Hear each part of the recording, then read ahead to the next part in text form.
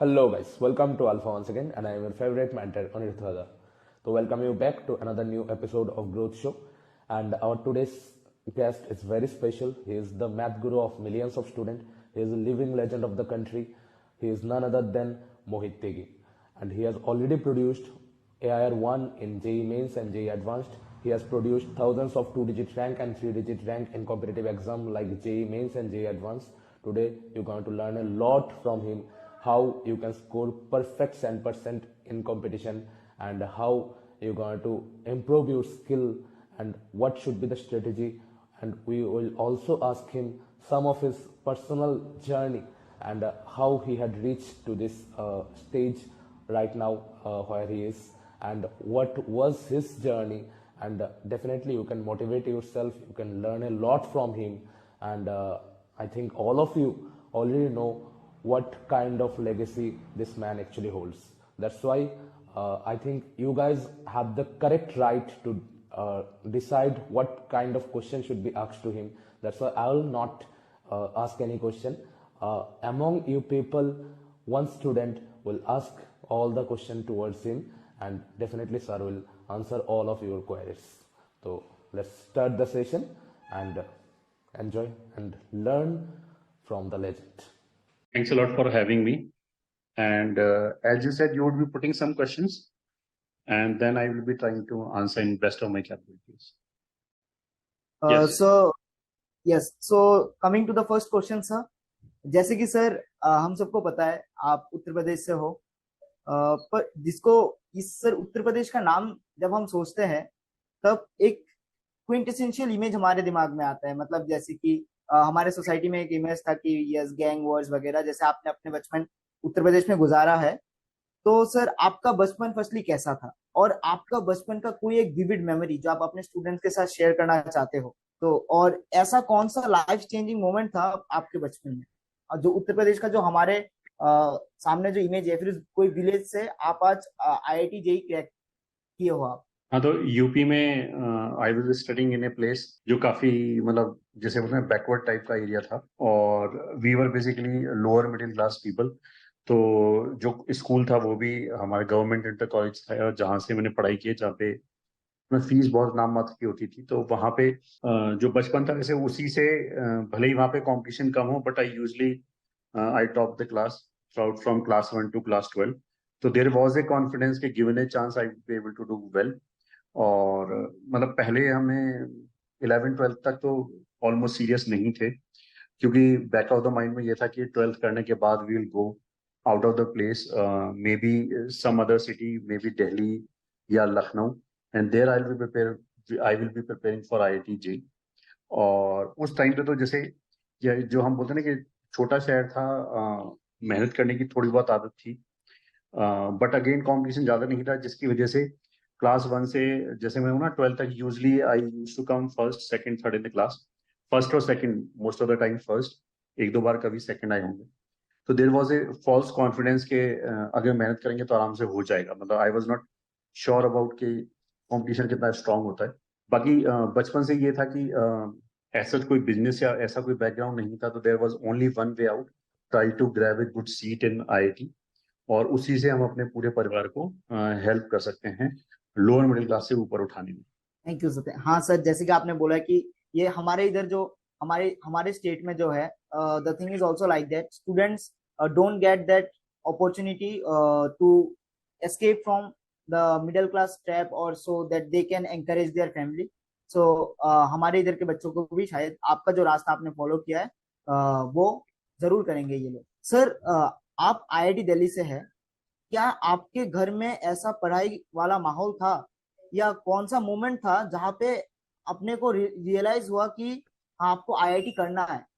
और जैसे कि सर, या फिर अपने बैक ऑफ द माइंड हमेशा था कि सर हाँ IIT क्रैक करना है, जैसे कि अभी जो स्टूडेंट्स का होता है कि सर हाँ 12th में आए PCM लिया है तो JEE देना है, तो आपका भी सर क्या ऐसा कोई माइंडसेट था जब आप क्लास 11th और 12th में थे?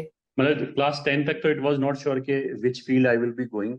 आई was exploring all the fields, be it medical, CA और इंजीनियरिंग। ये तीन फील्ड थे जिसमें I was zeroing down. But 10th में जब मार्क्स आया, तो बिकॉज मैथ्स में मेरे सबसे ज्यादा मार्क्स थे तीनों में, मतलब तीनों में इन कंपैरिजन टू बायोलॉजी। तो फिर मैंने डिसाइड किया कि मैथमेटिक्स लेना है। तो it was not a wise decision, ऐसा नहीं था कि केवल श्योरली 10th के मार्क्स के बेसिस पे वन शुड डिसाइड कि किधर जाना है। और जैसा मैंने बोला कि बचपन से जैसे क्लास में फर्स्ट सेकंड आते थे, तो एक फॉल्स कॉन्फिडेंस था कि आराम से कर लेंगे, किसी भी फील्ड में जाए अच्छा ही कर लेंगे। 11th 12th में तो बेसिकली ना तो वहाँ पे ऐसा कोई माहौल था कॉम्पिटिटिव एनवायरनमेंट का, और यूजली कोचिंग के नाम पे कुछ था ही नहीं वहाँ पे। तो ये तो काफी साल पहले की बात है, मतलब ऑनलाइन ऑनलाइन जैसा कुछ भी नहीं था। इवन आईआईटी का नाम भी मैंने 12th में आके लास्ट में जाके सुना कि जो इंजीनियरिंग है सबसे अच्छा वो आईआईटी है। उससे पहले मेरे को रुड़की पता था, क्योंकि रुड़की यूपी में ही था, और दैट वाज क्वाइट फेमस। पहले आईआईटी रुड़की अलग अलग थे, मतलब दे वर सेपरेट कॉलेजेस। रुड़की को बाद में आईआईटी के साथ मर्ज किया गया। तो रुड़की का नाम तो हमने सुना था 11th में, और 12th के लगभग लास्ट आते आते पहली बार हमने आईआईटी का नाम सुना कि there something called IIT, and जहाँ जो सबसे बड़ा ब्रांड है इंजीनियरिंग का। तो मतलब प्रिपरेशन ना तो की है, बिकॉज जैसा मैंने बोला ना कि क्योंकि कोई गाइड करने वाला नहीं था। इनफैक्ट पूरे शहर में मुझसे पहले कोई भी आईआईटी में बंदा निकला हुआ नहीं था, तो देयर वाज नोबडी। घर में भी मतलब इस तरह का माहौल नहीं था। जो हम भाई बहन थे वो पढ़ने वाले तो थे, बट वो स्कूली शिक्षा में ही पढ़ने वाले थे, मतलब क्लास में ही वो फर्स्ट सेकंड थर्ड आते थे। तो वैसे तो पढ़ाई करते थे ऑफकोर्स बैठ के, बट कॉम्पिटिटिव एग्जामिनेशन की कोई गाइडेंस नहीं थी किसी भी तरह की। तो वो तो फिर 12th पास करके when I went to Delhi, तब मेरे को पता लगा कि कंपटीशन इज क्वाइट टफ, और बाकी बच्चे 11th 12th में काफी प्रिपरेशन करके बैठे हुए हैं, तो which which I am pretty behind. But फिर भी अभी मेहनत किया लगातार, तो फिर मतलब सिलेक्शन हो गया फिर उसके। मतलब सर आपके इस आंसर से हम ये रिजल्ट पे आ सकते हैं कि मतलब अभी अगर कोई बच्चा, हमारे इधर के जो बच्चे हैं, उनके पास भी सर मतलब इतना ज्यादा रिसोर्सेस नहीं है, जो रिसोर्सेस है वो बहुत लिमिटेड है या फिर नहीं ही है। जैसे कि हमारे जो मैं अगरतला में बैठा हूँ, इधर इधर बच्चों के पास कुछ कुछ रिसोर्सेस है, पर अगरतला के बाहर जब हम जाते हैं तब बच्चों के पास रिसोर्सेस का कमी हो जाता है, और उनके पास प्रॉपर गाइडेंस भी नहीं होता कि असल में क्या करना है। तो वो लोग डायरेक्ट क्या करते हैं, डिग्री कॉलेजेस या फिर normal bachelors of science choose कर लेते हैं। तो मतलब हम्म। अगर उनको अगर उधर से एस्केप करना है तो उन बच्चों के लिए आप क्या बोलोगे? मतलब जो जो बच्चे जिन बच्चों के पास अभी तक कोई रिसोर्सेस नहीं है या फिर अभी कंफ्यूज है, उनके पास एक 4G फोन है या फिर 5G फोन है, and how they can continue there study. और वो क्योंकि हमारे इधर सर बंगाली मीडियम है, तो वो ज्यादा से ज्यादा बच्चे बंगाली मीडियम के बच्चे हैं, उनको जो अच्छा। हिंदी या फिर इंग्लिश टर्म्स ज्यादा समझ में नहीं आता। और सर बंगाली में से प्रिपरेशन करवाने वाले टीचर्स भी बहुत ही कम है सर हमारे इधर। तो उन बच्चों के हम्म। लिए आप क्या बोलना चाहोगे? देखो मेरा भी वैसे हिंदी मीडियम था, और जैसे मैंने बोला कि जो प्रिपरेशन का दो तीन, या फिर जो भी पूरा प्रिपरेशन का जर्नी था उसमें दो तीन स्टेप था, उतार चढ़ाव थे। जो भी स्कूल में परफॉर्मेंस थी उसके हिसाब से तो आई वाज ओवर कॉन्फिडेंट कि हम आराम से कर लेंगे। फिर जब पढ़ाई स्टार्ट हुआ तो बिकॉज जहाँ कोचिंग मैंने ज्वाइन किया था वो इंग्लिश मीडियम का था, तो फिर मेरे को एक दो महीने ये लगने लगा दिस इज इम्पॉसिबल, एंड मेरे से तो ये होगा ही नहीं, क्योंकि एक तो लैंग्वेज का बैरियर था थोड़ा सा। मैं इंग्लिश एज ए सब्जेक्ट तो था ही ऑफकोर्स, तो थोड़ा बहुत समझ में आता था, बट जो स्पोकन इंग्लिश है वो जो फ्लुएंट में समझ में नहीं आता, बोलने का तो दूरी बात हो गया। तो there was a time lag या डिले कि टीचर ने जो बोला उसको समझना कि एग्जैक्टली क्या बोला। ये फिर मतलब जिसको बोलते हैं एक लो पीरियड था शुरू में। पहले हाई पीरियड था कि रिक्वायरमेंट से ज्यादा मतलब जो एक्चुअल होना चाहिए उससे ज्यादा कॉन्फिडेंस था। बट एक दो महीने जब उस माहौल में गए तो फिर मेरे को लगने लगा कि मैं बिल्कुल ही बेकार हूँ, मेरे से कुछ भी नहीं होगा।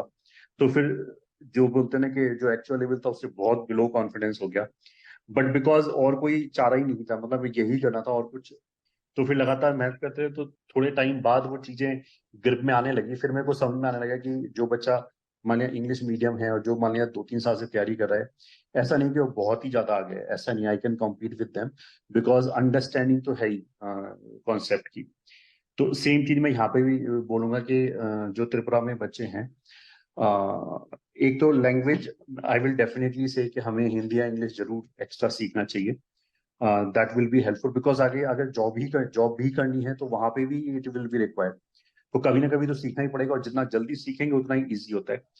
और दूसरा, आज की डेट में भले ही फिजिकल कोचिंग ना हो, बट आई एम श्योर कि यूट्यूब के माध्यम से या और चीजों के हिसाब से काफी इंफॉर्मेशन अवेलेबल है। अब उसमें ऐसा हो सकता है कि कभी कभी क्या होता है कि इंटरनेट की वजह से, पहले तो इंफॉर्मेशन होती नहीं थी, इंटरनेट की वजह से इंफॉर्मेशन हुआ, but now it is kind of over exploited also. काफी जगह आपको रॉन्ग गाइडेंस भी मिलेगा और उल्टी सीधी चीजें भी मिलेंगी। तो वो आपको धीरे धीरे छांटना पड़ेगा, मतलब लगातार कुछ चीजें सुननी पड़ेंगी, तब आपको यकीन हो जाएगा कि ये अच्छा है और ये सही नहीं है। तो but information is everything is available on the YouTube now days.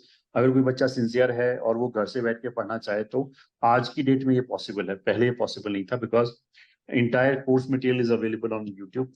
Practice के लिए कोई भी एक सेट ऑफ बुक्स खरीद सकते, बट ऑफकोर्स खुद प्रिपरेशन करेंगे तो आपको शुरू में काफी लो फील होगा। अगर आप लगातार मेहनत करते रहोगे तो धीरे धीरे you will start gaining confidence. Okay sir, thank you sir. और सर जो दूसरा एक क्वेश्चन आपके कॉलेज लाइफ के रिलेटेड सर, जो स्टूडेंट्स के क्वेरी में आया था सर, जैसे कि सर आप आईआईटी दिल्ली में थे, और आईआईटी दिल्ली में सर आप हॉस्टल में थे।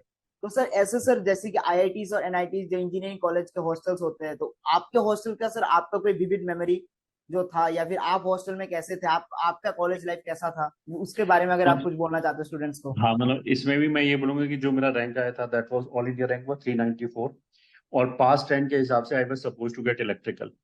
बट समहाउ उस टाइम पे उन्होंने कुछ सीट्स जो हैं आईआईटी ने वो शिफ्ट कर दिया 5 ईयर वाले कोर्सेज में, तो जिसकी वजह से मेरे को मैकेनिकल मिला। अब मैकेनिकल मिलने से वैसे this psychology is totally wrong. मेरे को मैकेनिकल पसंद नहीं था, मतलब बिकॉज आई वाज श्योर कि मेरे को इलेक्ट्रिकल मिल जाएगा, बट मैकेनिकल मिला और मैकेनिकल मेरे को पसंद नहीं था। तो I had this thing in my mind कि मेरे को इस कोर ब्रांच में तो जाना ही नहीं है, तो यहाँ फालतू फाइट मार के क्या फायदा।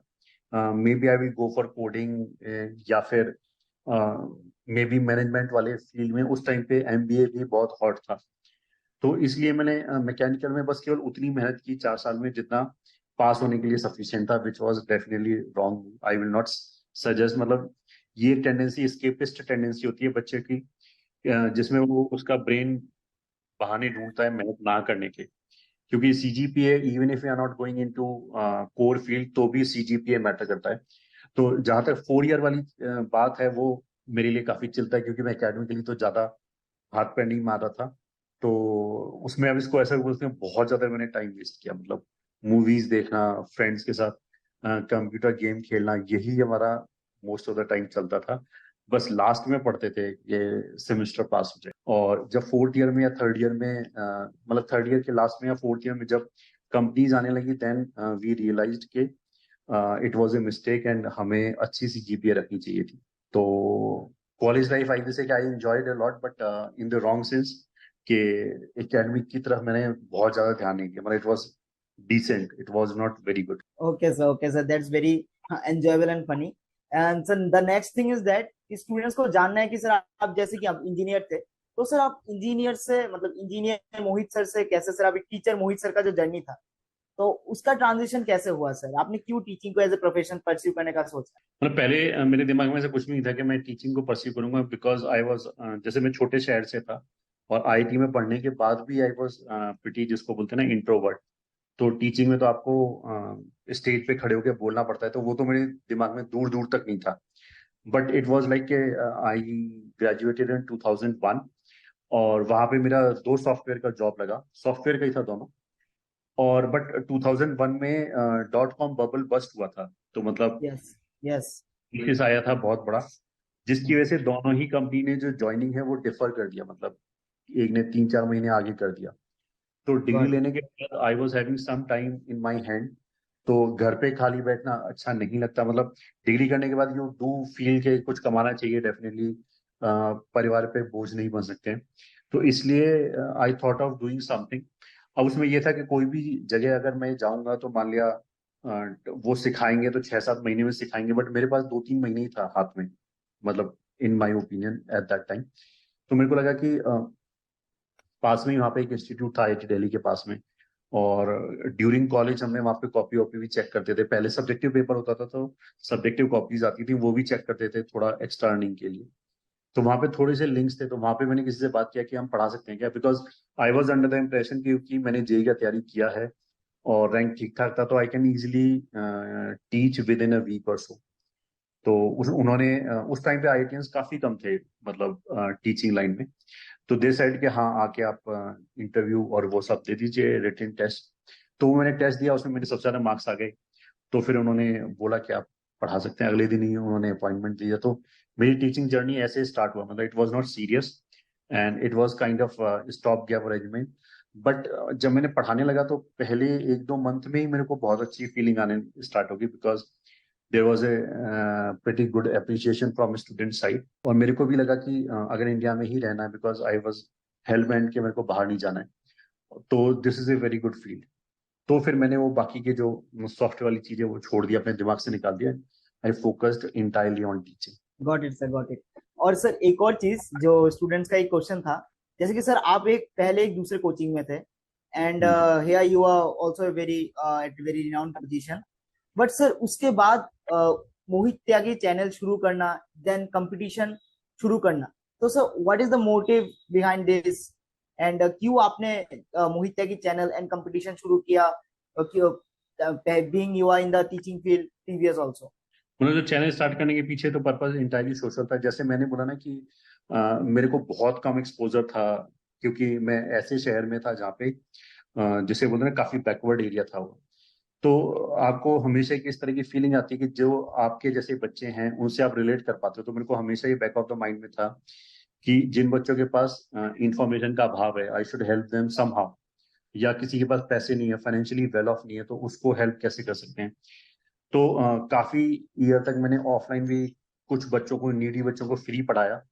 तो बट 2-3-4 साल बाद मेरे को समझ में आ गया कि दिस नॉट स्केलेबल, मतलब उससे हम ज्यादा बच्चों का भला नहीं कर सकते। एंड एट दैट टाइम मैंने यूट्यूब को देखा एज ए माध्यम कि इसके थ्रू इंडिया के कोने कोने तक पहुंचा जा सकता है। और तब मैंने सोचा कि फ्री ऑफ कॉस्ट जो भी मेरे को आता था सब मैंने यूट्यूब पे डाल दिया। बिकॉज आई थॉट कि अगर मैं मैथ्स में डालूंगा तो कोई ना कोई देखा देखी फिजिक्स में भी डालेगा। एंड आई वाज जिसे बोलते हैं ना कि one of the core team के टीचर इन कोटा। तो अगर मैं डाल रहा हूँ तो आई वाज श्योर कि कोई ना कोई और फिजिक्स और केमिस्ट्री का भी डाल ही देगा, जिससे बच्चों के तीनों सब्जेक्ट अगले 2-3-4 साल में कंप्लीट हो जाएंगे। तो entire motive was social work, मतलब उन बच्चों की हेल्प करना जो किसी भी रीजन से कोटा नहीं जा पा रहे थे उस टाइम पे, फाइनेंशियल रीजन की वजह से। या फिर कुछ बच्चे ऐसा भी हैं कि जो फाइनेंशियली अफोर्ड कर सकते हैं बट अपने शहर से बाहर नहीं आना चाहते, और उनके शहर में अगर तीनों सब्जेक्ट के अच्छे टीचर नहीं है तो it is a difficult task for them to crack JEE. तो उन ऐसे बच्चों को हेल्प करने के लिए मैंने पूरा मटेरियल डाल दिया था। मतलब वहां तो हम बहुत डिटेल में पढ़ाते थे, तो each and everything I put on the YouTube channel. Yes sir, and उसके लिए तो सर बहुत ही थैंक यू आपको, जैसे कि आपने ये यूट्यूब चैनल में डाला है, बहुत सारे बच्चे को बहुत हेल्प हुआ है। आई पर्सनली बहुत मुझे हेल्प मिला है आपके यूट्यूब चैनल के वीडियो से, and that's a very great work, and that's not the thing कि आपने जिस डाल दिया है, दैट्स क्वालिटी वीडियोस जो आज भी रेलिवेंट है। तो सर नेक्स्ट क्वेश्चन उसी उसी पे है, जैसे कि सर मैंने खुद मतलब कंपटीशन से अपना 11th और 12th भरा था, because my family was very aware of this, and तब सर आपका आप लोगों का जो अभी के दुनिया में सर क्या होता है, लाइव वीडियोस का एक बहुत बड़ा यूएसपी होता है, सो कॉल्ड यूएसपी बहुत सारे लोगों का। बट सर कंपटीशन का सर जो प्री रिकॉर्डेड वीडियोस है सर, वो आप लोगों ने कैसे माइंडसेट के साथ तब बनाया था कि आज भी सर ये वीडियो जब कोई स्टूडेंट देखता है, that's is very relevant and more than relevant then various live lectures? हमारा लाइव लेक्चर में क्या होता है कि लाइव लेक्चर में बंदा एक ही चीज को बार बार प्रोड्यूस कर रहा होता है। और ये भी होता है कि थोड़ा बहुत इस बात का भी फर्क पड़ता है कि आपका मूड कैसा है, क्योंकि you may not be a good mood all the time, right. तो रिकॉर्डिंग में तो ये या कि जब आप रिकॉर्ड जब ही करोगे व्हेन आप अपने बेस्ट ऑफ द मूड्स में हो। प्लस रिकॉर्डिंग करते समय हम बहुत सारी चीजें पहले से प्री प्लान कर लेते हैं कि हमें ये पढ़ना है, क्योंकि मेरे को बेस्ट पॉसिबल वे में बच्चे को एक चीज समझानी है। तो इसलिए हम रिकॉर्डेड के ऊपर गए। और एक रीजन ये भी है कि लाइव में अगर आप बैच चलाओगे तो very soon you will get exhausted. मतलब आप मैक्सिमम 2-3 बैच बना सकते हो, एंड उसकी बजाय आपने रिकॉर्डेड बनाया और जो आपके पास टाइम बचा उसमें हम रिसर्च में लगाते हैं कि किस तरह के क्वेश्चंस आ रहे हैं। क्योंकि आज की डेट में इतना ज्यादा वॉल्यूम हो गया है क्वेश्चंस का कि ये कमी नहीं है कि कौन से क्वेश्चन करें। अब आज हमें ये डिसाइड करना पड़ता है कि कौन कौन सा क्वेश्चन हमें करना है, कौन कौन सा क्वेश्चन छोड़ना है, क्योंकि इतना ज्यादा वॉल्यूम है कि गिवन टाइम फ्रेम के अंदर एवरीथिंग कवर करना पॉसिबल नहीं है। तो वो तो जो ऑप्टिमाइजेशन है उसके लिए काफी रिसर्च करनी पड़ती है, पैटर्न देखने पड़ते हैं कि पिछले 4-5 साल में किस तरह के पेपर आए हैं। चीजों को वैसे भी बैलेंस आउट करना होता है कि कुछ चीजें अगर मान लिया कुछ कुछ पॉइंट अगर लेक्चर में कवर नहीं कर पा रहे हैं, बहुत ज्यादा एग्जॉस्टिव हो रहा है, तो उसको हम टेस्ट सीरीज के माध्यम से पूछें या फिर डीपीपी के माध्यम से पूछें, तो इन सब चीजों को बैलेंस आउट करने के लिए हमें फिर काफी टाइम मिल जाता है, ताकि बच्चे के पास एक एक, एक चीज छन छन के पहुंचे। Got it sir, got it sir. एक एक चीज जो बच्चों में आजकल और हमारे क्वेरीज में भी one of the top most question है, जैसे कि सर इस साल कुछ रिपोर्ट्स आ रहे हैं कि आईआईटीज में देयर आर 40% और 30% स्टूडेंट्स हु आर अनप्लेस्ड। और सर आपको क्या लगता है सर, आईआईटी जेई क्या आज भी उतना ही रिवॉर्डिंग है जो पहले हुआ करता था?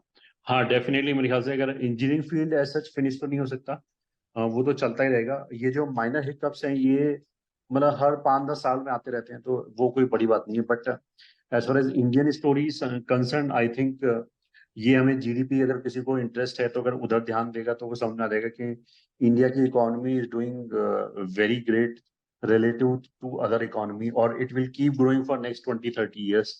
तो इंडिया इज बेस्ट प्लेस्ड, और बहुत सारे बिजनेस अब इंडिया में मूव हो रहे हैं यूएस से और चाइना वगैरह से निकल के। तो इंजीनियरिंग एज ए फील्ड मेरे ख्याल से इज गोइंग टू ग्रो, और सैलरीज वगैरह सब चीज बढ़ेगा विद इन इंडिया।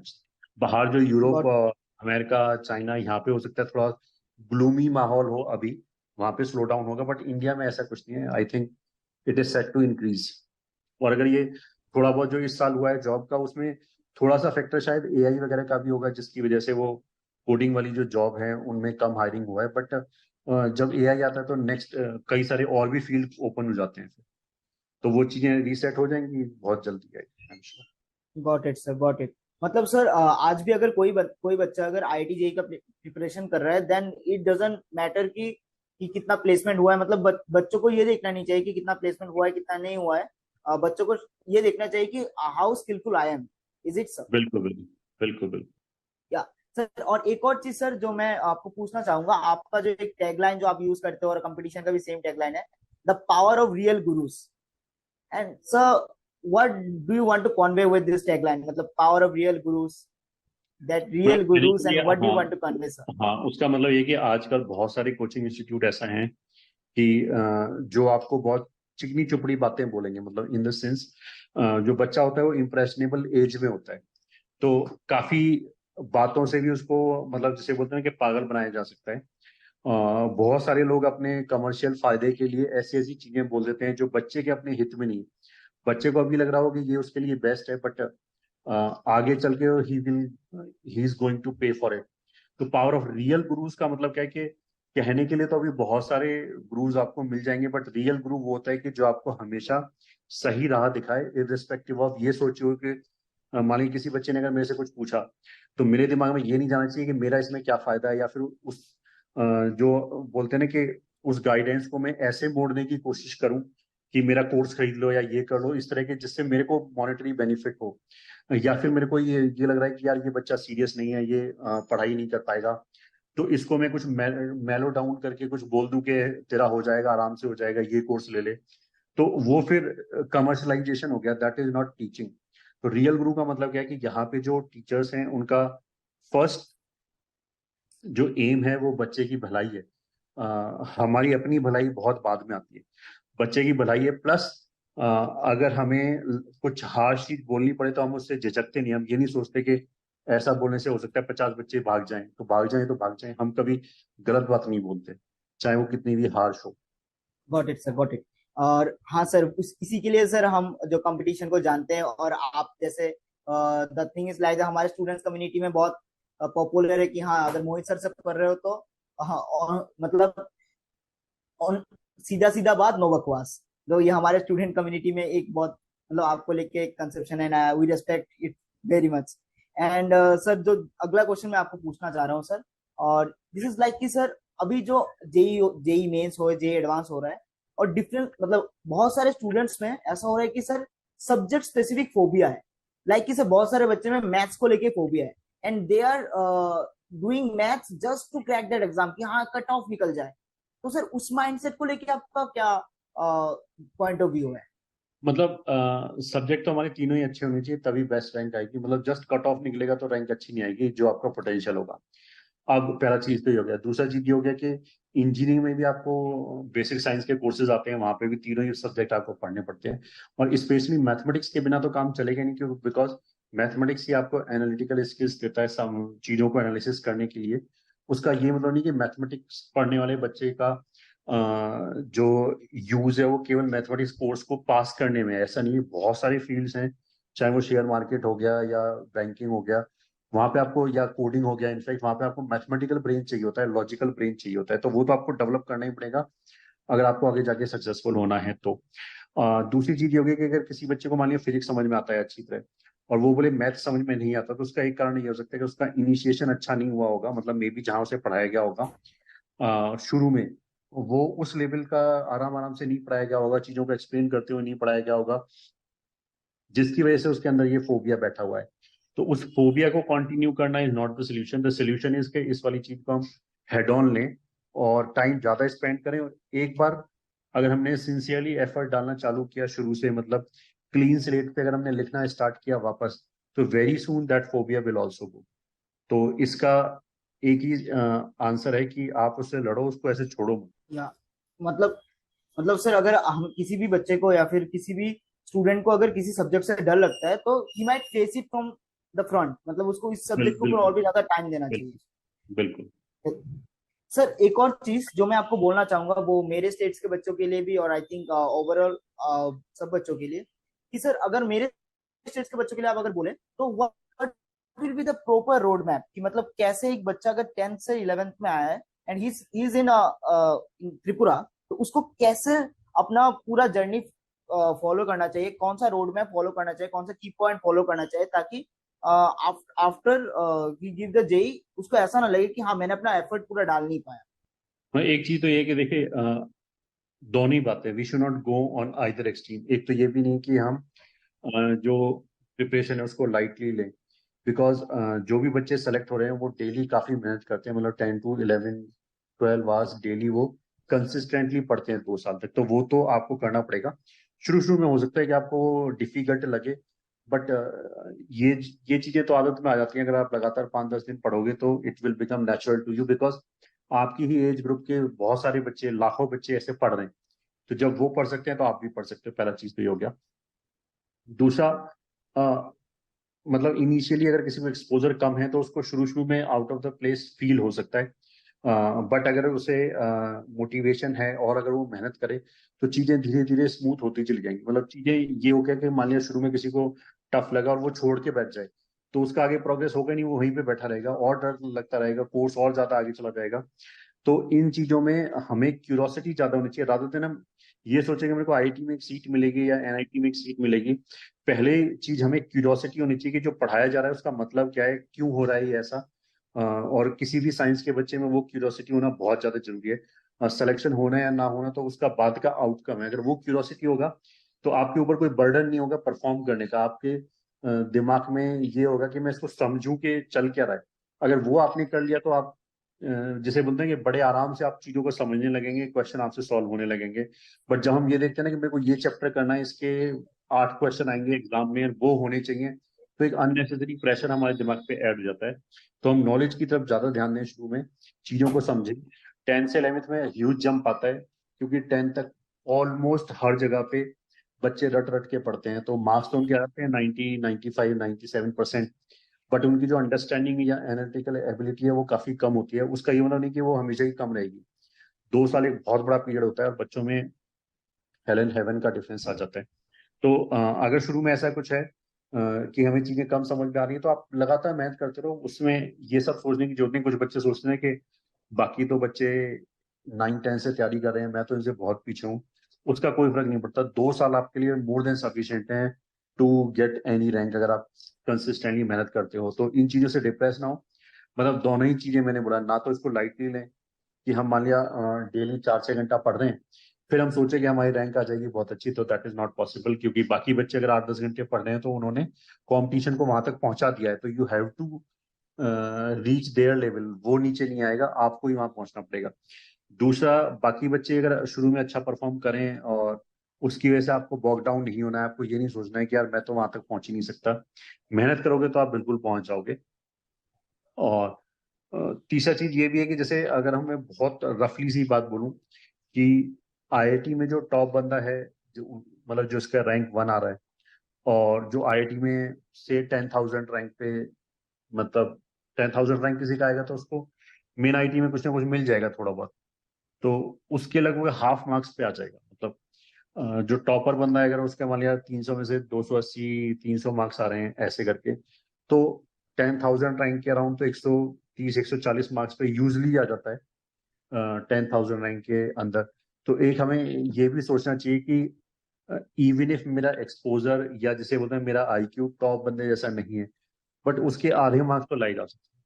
तो अगर हम बहुत ज्यादा ग्रैब करने की बजाय मतलब ऐसा बोलेंगे जो जो समझ में आ रहा है वो करते हैं, तो सिलेक्शन तो आराम से हो जाएगा। मतलब सिलेक्शन में ऐसा कुछ दिक्कत नहीं है। लोग क्या करते हैं कि वो पूरा ग्रैब करने के चक्कर में वो जो आधा उन्हें समझ में आ रहा है वो भी छोड़ देते हैं, तो दैट इज नॉट गुड।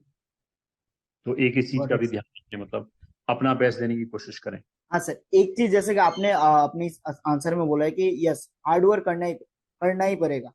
तो सर अभी जो हम देखते हैं कि यूट्यूब बताइए या फिर जेई जेई का डिफरेंट गुरुज बताइए, वन शॉट बहुत ही एक कॉमन चीज हो चुका है, और सबको लगता है कि सर कि दैट्स 4 महीने बचे हैं, वन शॉट्स करेंगे, वन शॉट से हो जाएगा। तो इसके ऊपर आपका पॉइंट ऑफ व्यू क्या है सर? ना इसमें मैक्सिमम जगह पे मैक्सिमम बच्चों की मैं बात कर रहा हूँ। कोई बच्चा मान लिया तैयारी कर रहा है, उसको लास्ट में वन शॉट की जरूरत पड़ रही है, उसकी रीजन क्या हो सकता है कि वो तैयारी सही से नहीं कर पाया। अब एक तो वो बच्चा है कि जो तैयारी सही से नहीं कर पाया, और उसका मतलब क्या है कि शायद उसके अंदर मोटिवेशन नहीं था या उसका आईक्यू कम होगा, जैसे चीजें लेट समझ में आ रही थी। अब वो सोच रहा है कि वो एक चैप्टर वन शॉट से करके वो उसके बराबर हो जाएगा उस बच्चे के जो पूरा सिलेबस जिसने ढंग से कंप्लीट किया है। मतलब उसका आईक्यू और मोटिवेशन लेवल इससे बेटर हो गया, उसने ज्यादा नंबर ऑफ आवर्स ऑलरेडी दिया हुआ है, और सेम चीज उसने जो 6 लेक्चर में की है वो अगर आप एक लेक्चर में करके उससे कंप्लीट करना चाहो तो वो हो गई। ये तो बिल्कुल महाबेवकूफी वाली चीज है। मतलब वन शॉट में ऐसा तो हो सकता है कि किसी बच्चे को मान लिया बाई चांस एक चैप्टर में फोक किया है, और वो उस चैप्टर को एक मिनिमम लेवल तक करना चाहे कि अगर इसका बिल्कुल बोर्ड टाइप क्वेश्चन आ जाए तो वो ना छूटे मेरे से, तब तो एक बार को सोचा भी जा सकता है। बट जो बच्चे जिसे बोलते हैं ना कि मक्कारी करते हैं, काम चोरी करते हैं, और लास्ट में वो ये सोचते हैं कि वन शॉट से मैं पहुंच जाऊंगा, तो नहीं पहुंचोगे। मतलब इट इज लाइक एक जैसे कार वाला दौड़ रहा है, हम पैदल चल पा रहे हैं, पैदल चल रहे हैं, तो कार वाला तो वैसे ही ऑलरेडी बहुत आगे निकल गया है, और फिर हम सोचेंगे मैं एक आध घंटे पैदल चल के उसके बराबर पहुंच जाऊंगा, तो दैट इज नॉट पॉसिबल। मतलब वो आपको और फर्दर ले जाएगा। ये तो मतलब काम चोरी करने के बहाने। यस, मतलब हार्ड वर्क तो करना ही है सर, अगर अगर गुड रिजल्ट चाहिए। पर one shot sir as a source of revision या फिर एज ए सोर्स ऑफ कि हाँ मतलब कुछ नहीं हुआ है तो इतना ही कर लेते हैं, बिल्कुल, वो ठीक मैक्सिमम रहेगा। एज ए रिवीजन यूज कर सकते हैं, पढ़ाई के लिए यूज नहीं कर सकते। Got it sir, got it sir. और सर एक और क्वेश्चन जो मैं आपसे पूछना चाहूंगा, सर क्या हम competition and full competition team को कभी त्रिपुरा या फिर नॉर्थ ईस्टर्न स्टेट्स में देख सकेंगे, हाँ, अगर एज कभी एन ऑफलाइन अपॉर्चुनिटी, इंस्टीट्यूट बिल्कुल। जहाँ पर स्टूडेंट जाके? यार ऑफलाइन के लिए basically offline as a offline centre तो त्रिपुरा में अभी मतलब दूर दूर तक हमारे प्लान में नहीं है। नॉट इन त्रिपुरा, मतलब कहीं पे भी नहीं है एज सच, क्योंकि ऑफलाइन में फिर सेम क्वालिटी को मेंटेन करना is a very challenging task हर जगह पे। तो एफिशिएंटली डिलीवर करने के लिए तो हमें ऑनलाइन पे ही ज्यादा भरोसा है। तो हमारा पूरा फोकस ऑनलाइन को सहज बनाने में है कि कोई भी अगर मेहनती बच्चा है तो वो अपने प्रिपरेशन को बेस्ट कैसे कर सकते हैं। क्योंकि नॉलेज अल्टीमेटली कहाँ से आ रहा है, डज नॉट मैटर। अगर आपके पास नॉलेज है, वो ऑनलाइन से मिला है आपको या ऑफलाइन क्लास में बैठ के मिला है, उससे कोई फर्क नहीं पड़ता। बट ऑनलाइन में बहुत तरह के कस्टमाइजेशन एंड जिसे बोलते हैं ना कि हाईली एफिशिएंट सिस्टम है।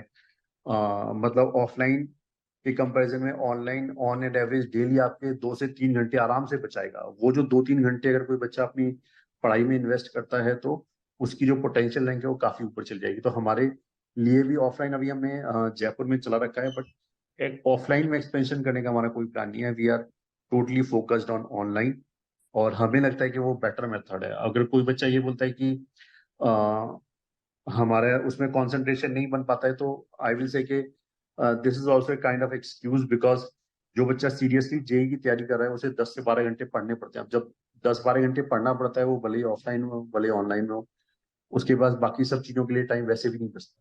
Got it sir, got it, yeah. But घूमने के लिए तो तो definitely we would love to come to Tripura if opportunity arises. yes sir, of course sir. And sir, the last question but not the least, so in the from your JEE to till today, जो आपका जो learnings है, ऐसा कोई 3 या 4 learning जो आप हमारे स्टूडेंट्स के साथ शेयर करना चाहते हो, जो अपने जर्नी और लाइफ में इम्प्लीमेंट जो स्टूडेंट्स कर सकते हैं? मतलब जैसे बचपन में हमें बहुत छोटी छोटी सी बातें बताई जाती हैं जिसको हम एज ए सेंटेंस या जैसे बोलते हैं सोशल स्टडीज में बस पढ़ के छोड़ देते हैं विदाउट समझे। वो बहुत ज्यादा लाइफ में इंपॉर्टेंट होता है, सूनर और later you have to realise. और वो मैक्सिमम बच्चे मतलब इंक्लूडिंग मी रियलाइज जब करते हैं जब उसका बहुत बड़ा आपने कॉस्ट ऑलरेडी पे कर दिया होता है। तो उसमें सबसे पहला चीज होता है कि आपके अंदर डिसिप्लिन होना चाहिए। डिसिप्लिन मतलब इतने बजे सोना है, इतने बजे उठना है। अगर आपने ये काम कर लिया तो आप कम से कम आई वुड से कि it will make a difference of at least 50% in your performance. And performance होगी ना, उसमें कम से कम 50% का इंक्रीमेंट होगा अगर आपने डिसिप्लिन सोने जागने और किस टाइम पे क्या करना है ये वाली चीज के अंदर कर लिया तो। दूसरा चीज आपको डिसिप्लिन वैसे भी रहना पड़ता है। जैसे मैं अपनी बात बताऊं तो जब मैंने टीचिंग करियर स्टार्ट किया था तो जिसे बोलते हैं ना क्लास नोट्स बनाने में आई वाज हाईली लेथार्जिक। मैं बनाता नहीं था। मतलब कुछ कुछ हमने नोट्स बनाए, कुछ कुछ पेज पे लिख लिए, क्वेश्चंस लिख लिए, एक फ्लो लिख लिया पेज पे, और वो जाके हमने क्लास में पढ़ा दिया अपने बेस्ट तरीके से। बट वो पेज वापस गायब हो गया। तो पेज वापस गायब होने से क्या होगा कि आपको कुछ तो दिमाग में रिटेन रहा ऑफ कोर्स, बट आपने जब नेक्स्ट ईयर वापस पढ़ाना चालू किया तो सेम चीज आपने दोबारा दोहरानी चालू की। तो उससे क्या हुआ कि बहुत ज्यादा अनप्रोडक्टिव टाइम हो रहा था मेरा, मतलब अनप्रोडक्टिव चीजों में टाइम वेस्ट हो रहा था। तो वो बच्चों के लिए भी इट इज वेरी इंपॉर्टेंट कि जब आप पढ़ते हो तो आपकी चीजें बिल्कुल करीने से अप टू डेट होनी चाहिए। कि जो भी आप होमवर्क कर रहे हो, जो भी मान लिया क्लास नोट्स बना रहे हो, सब अगर आप अभी से प्रॉपर तरीके से चलोगे, मतलब जैसे घर पे होते हैं ना कि हमने शर्ट है, शर्ट उतार के ऐसी बेड पे फेंक दिया, विजा विज के हम शर्ट उतार के उसको हैंगर पे टांग दें। इस छोटी सी चीज में भी अगर हम ये डिसिप्लिन लेके आते हैं तो इट हेल्प्स अ लॉट। फिर हमारी थिंकिंग को काफी अच्छा कर देता है और उससे बहुत ज्यादा फायदा मिलता है। तो this I will also say कि इस चीज का जरूर ध्यान रखें। Okay sir, and sir, thank you for having in our the growth show, and Tripura के बच्चों के तरफ से मैं आपको बहुत बहुत थैंक यू बोलना चाहता हूँ। एंड वेरी सून हम आपको इस हमारे त्रिपुरा में देखना चाहेंगे एज कि हाँ हाँ आप सामने आके हमारे स्टूडेंट्स को गाइड कर रहे हो सेमिनार्स में। तो that's a request from us, from the grow up team and the growth team, incorporate with alpha classes.